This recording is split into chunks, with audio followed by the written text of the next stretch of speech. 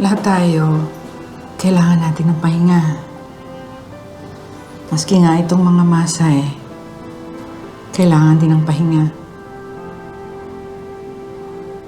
Kapag nakapagpahinga ng 30 minutos o kalahating oras ang masa, numinipis siya. Mas madaling itupi. Naalala mo ko ba kung bakit? Ang tupi.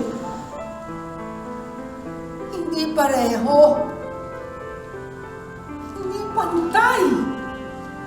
Pangit! Sigurado ako, walang 30 minutos sa pahinga ang masa. Tinupi mo kagad. Sayang ang arena. Sayang din ang pera na ginagasa sa pag-aaral mo dahil hindi ka naman natututo.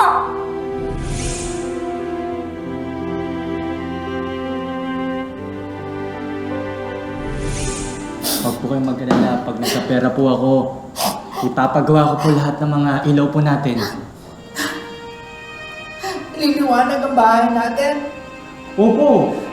Gusto niyo po, bilhan ko po kayo nung ano po yun, yung chandelier po. Para po mas maliwanag po. Tsaka po, bilhan ko po kayo ng ventilador po sa may omping para po mas presko. Ako hindi ko nagawa yun sa'yo, anak. Pati sa galit ko,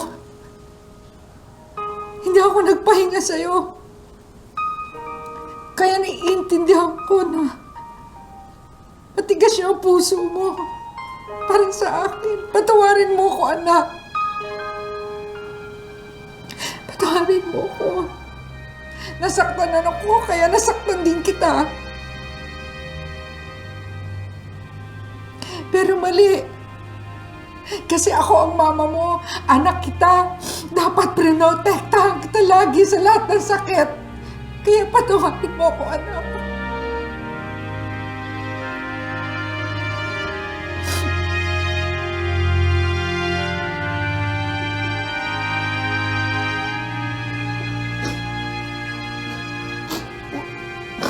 Sorry din, ma.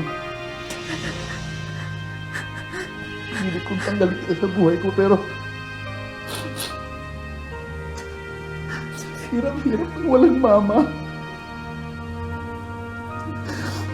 Hirap-hirap. Tigis kita ng matagal, pero sana hindi na tayo magkahiwalay ngayon, ma. Sana magmula tayo ulit.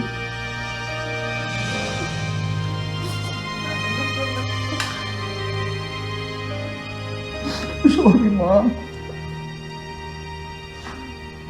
Pagkatapos mabigyan si Wilbert ng pangalawang pagkakataon na maging isang anak sa kanyang ina, nagkaroon din siya ng pangalawang pagkakataon na maging ama nang makapalagayan ng loob ang isa pang babae at mabuntis niya ito.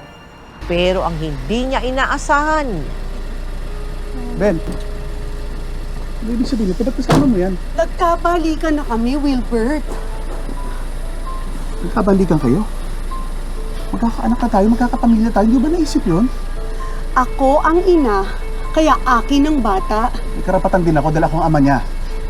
Sige, gusto mo sa'yo ang bata? 1,000,000.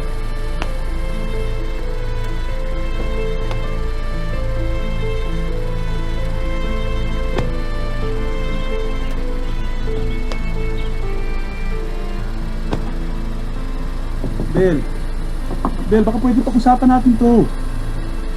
Bel!